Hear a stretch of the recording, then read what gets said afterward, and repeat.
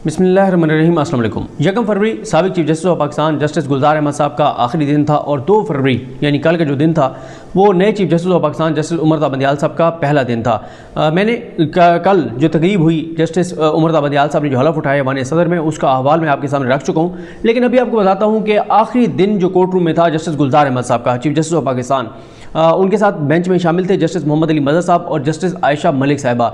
जो गुलजार साहब हैं उन्होंने टोटल 3 केसेस सुने और 16 मिनट तक वो कोर्ट रूम में मौजूद रहे। ये आखिरी उनके 16 मिनट थे जो वो उन्होंने as a chief justice of Pakistan जो बेंच को हेड किया, उस आखिरी 16 मिनट वो बैठे 1 फरवरी को। जो उससे नेक्स्ट डे उसी दिन 11:30 बजे फुल कोर्ट रेफरेंस था, लेकिन ज़ाहिर है वो केसेस की समाअत तो नहीं थी, वो फुल कोर्ट रेफरेंस था, अलविदाई जो रेफरेंस था। लेकिन जो केसेस सुने वो उन्होंने आखिरी 3 केसेस सुने।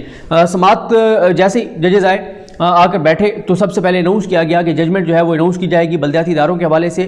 जो गुलजार साहब ने फैसला महफूज किया हुआ था, उस बेंच में उनके साथ जस्टिस जाजुल एहसन साहब और जस्टिस मज़हर अल अमीन खिल साहब शामिल थे। वो फैसला सुनाया गया। वो फैसला सिंध के बल्दियाती इदारों के हवाले से था, जो वहाँ पे सिंध हुकूमत की जो लूट मार है, करप्शन है, बद इंतज़ामी है, नाअहलियाँ हैं, किस तरह से उन्होंने बल्दियाती इदारों के इख्तियारात नहीं दिए, उनका जिक्र है। क्योंकि देखें यही वो जमात है जो 18वीं तरमीम लाने वाली थी। 18वीं तरमीम का मकसद क्या था कि वफाक से सूबों के इख्तियारात जाएंगे, सूबों से नीचे बल्दियाती इदारों को जाएंगे। असल मकसद ये था, रेवोल्यूशन ऑफ पावर था, नीचे तक इख्तियारात जाने थे, नीचे तक इंतज़ामी इख्तियारात जाने थे, नीचे तक मालियाती इख्तियारात जाने थे। लेकिन सिंध हुकूमत ने ऐसा कुछ नहीं दिया, जिस वजह से MKM ये दरख्वास्त लेकर आई थी और उसके ऊपर गुलजार साहब ने फैसला सुनाया। उस फैसले पे अलग किसी वीडियो में बात कर लेंगे। उस फैसले में बहुत इंपॉर्टेंट चीज़ें हैं कि उस फैसले में क्या क्या चीज़ें मौजूद हैं। ये मैं आपको बता दूं कि जब चीफ जस्टिस ऑफ पाकिस्तान ये फैसला सुना रहे थे तो साजिद लास भट्टी साहब जो अटॉर्नी जनरल ऑफिस से हैं, असिस्टेंट अटॉर्नी जनरल पाकिस्तान है या एडिशनल हैं, साजिद लास भट्टी साहब वहाँ पर रोशना पर मौजूद रहे और गुलजार साहब ने बाकी 2 केसेस सुने।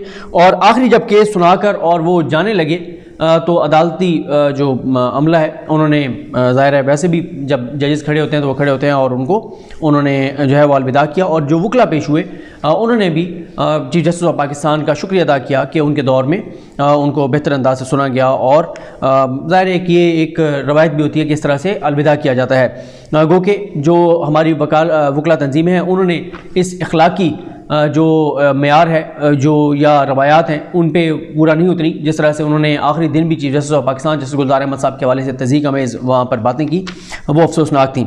ये मैं आपको बता दूँ कि टोटल कोर्ट रूम नंबर 1 में जो सबसे बड़ा कोर्ट रूम है 162 लोगों के बैठने की गुंजाइश है अदालती अमले समेत। और जब गुलजार साहब का आखिरी दिन था टोटल 31 अफराद कोर्ट रूम में मौजूद रहे। 9 हमारे मीडिया के दोस्त थे, 3 वकला थे, 5 साइलिन थे और 2 पुलिस एहलकार थे। बाकी जो है वो 12 अदालती अमले के लोग थे। तो इस तरह से ये आखिरी दिन था जस्टिस गुलजार अहमद साहब का। उसके बाद आज है जनाब उनका जो था पहला दिन।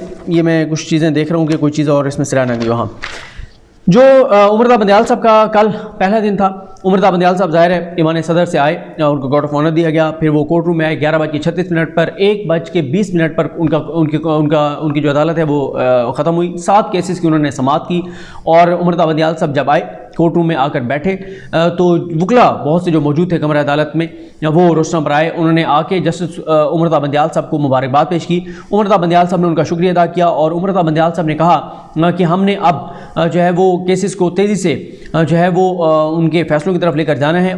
इस हवाले से मुझे आपकी मदद चाहिए होगी वकला की। और इस हवाले से उमर ता बंदियाल साहब ने कहा कि आप एक तो वकला जो है वो तैयारी करके आएँ, तारीख ना मांगें।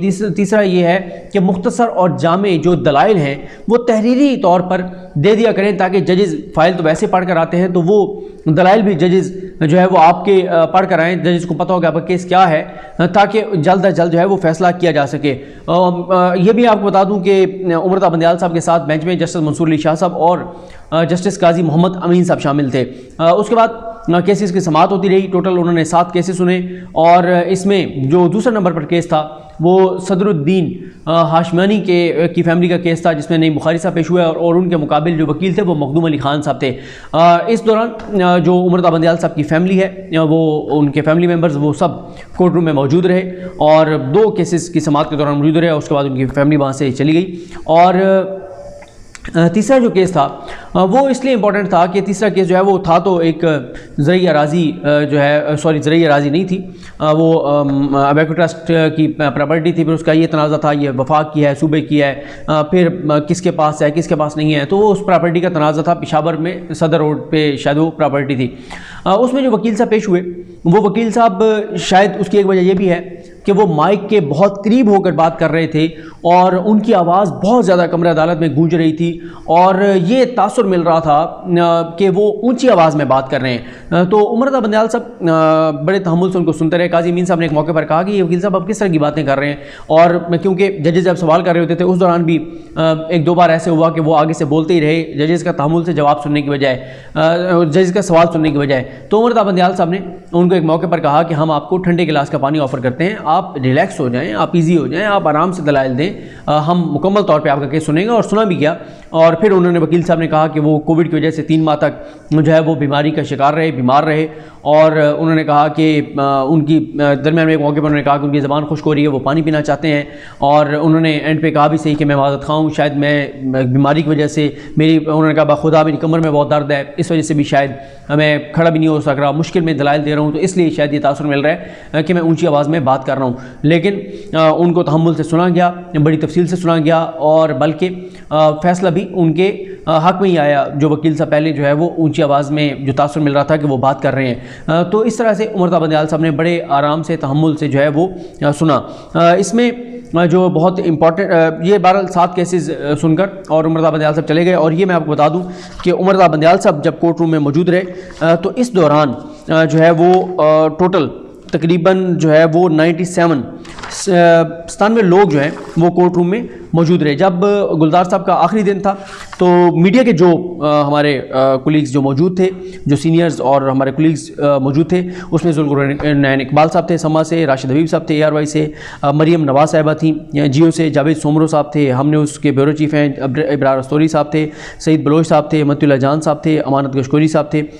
تو یہ جو ہے وہ ہمارے میڈیا، یہ میں اس لیے ذرا نوٹ کرتا ہوں کہ ظاہر ہے میں ذرا اپنے پاس لکھتا ہوتا بھی ہوں کہ ظاہر ہے ایک آخری دن تھا جسٹس گلزار احمد صاحب کا، تو ان کا آخری دن کیسا تھا، اور جب عمر رضا بندیال صاحب آ کر اور as a chief justice of Pakistan بیٹھے تو اس دن جو ہے وہ جسٹس گلزار احمد سابق چیف جسٹس آف پاکستان، ان کی تصویر کمرہ عدالت میں لگا دی گئی تھی۔ جتنے بھی چیف جسٹس صاحبان ہیں، 27 چیف جسٹس اب تک پاکستان کی تاریخ میں گزرے ہیں، ان سب کی تصاویر جو ہے وہ دیواروں پر آویز ہیں، اور رائٹ سائڈ پر جو ہے وہ ظاہر ہے بہت سے چیف جسٹس کی تصاویر ہیں۔ پھر اسی طرح سے انور ظہیر جمالی صاحب کے بعد ثاقب نثار صاحب کی، ثاقب نثار صاحب کے بعد آصف سلطان کھوسہ صاحب کی، اور اس کے بعد اب جسٹس گلزار احمد صاحب کی جو تصویر ہے وہ لگا دی گئی ہے۔